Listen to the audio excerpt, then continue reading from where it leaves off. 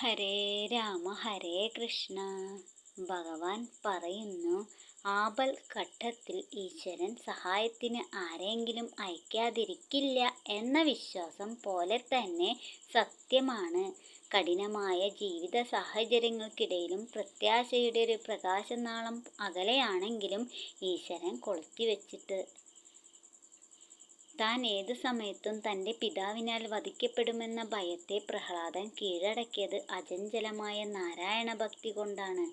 രാവണന്റെ തടവറയിൽ ഏതു നിമിഷവും അപമാനിക്കപ്പെടാമെന്ന ഭയത്തെ സീതാദേവിക്ക് കീഴ്പ്പെടുത്താൻ കഴിഞ്ഞത് ശ്രീരാമചന്ദ്രനുള്ള ഭക്തിയും വിശ്വാസവുമാണ്.